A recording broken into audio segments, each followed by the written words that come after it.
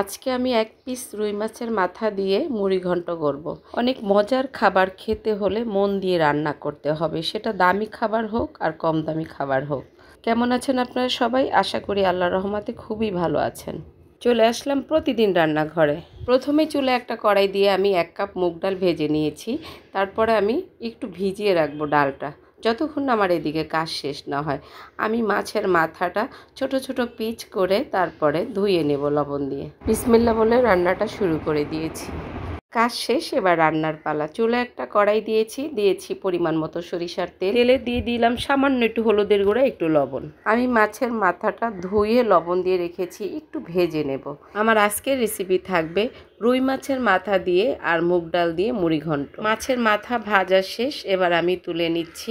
মাছের মাথা দিয়ে যদি মুড়ি ঘন্ট করেন তাহলে এইভাবেই মাছের মাথা ভেজে নিতে হবে। এবার আরও কিছু সরিষার তেল দিয়ে তারপরে দিয়ে দিলাম ফোড়নের জন্য কিছু গরম মশলা। দিয়ে দিয়েছি 2টা পেঁয়াজ কেটে, এখানে আমি বাটা পেঁয়াজটা ব্যবহার করব।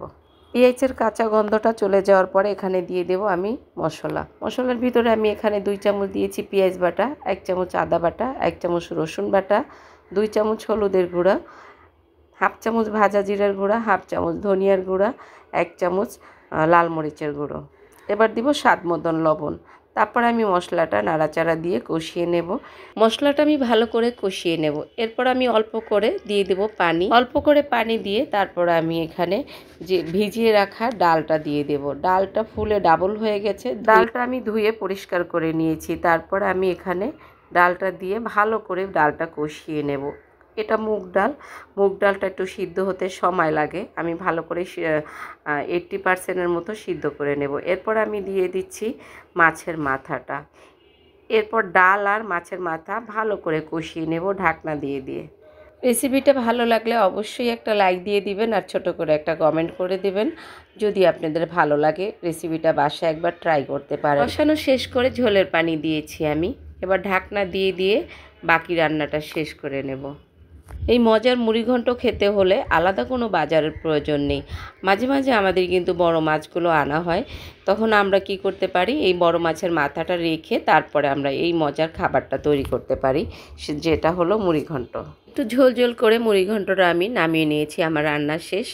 এই ঝোলটা থাকবে না, একবারে ঝোলটা টেনে যাবে যখন ঠান্ডা হবে। আমি একটা বাটিতে সার্ভ করে দেখিয়েছি, দেখেন একবারে ঝোলটা টেনে গেছে। উপরে একটু ধনিয়া পাতা দিয়ে দিয়েছি। দেখলেন তো, মাত্র 1 পিস রুই মাছের মাথা দিয়ে মুড়িঘণ্ট করে নিয়েছি। অনেক মজার। এটা রুটি, পরোটা, গরম ভাত দিয়ে তো কোনো কথাই নেই। আমার রেসিপিটা যদি ভালো লাগে অবশ্যই একটা লাইক দিয়ে দিবেন, প্লিজ একটা লাইক দিয়ে দিবেন। খুবই সহজ করে রান্না করে নিয়েছি, বাসায় থাকা উপকরণ দিয়ে। বাড়তি কোনো ঝামেলা নেই, এটা যে কেউ পারবে, আপনিও চাইলে পারবেন। বিদায় নিয়ে নিচ্ছি আবারও সবার কাছ থেকে। সবাইকে ধন্যবাদ জানিয়ে আজকের মতো শেষ করছি।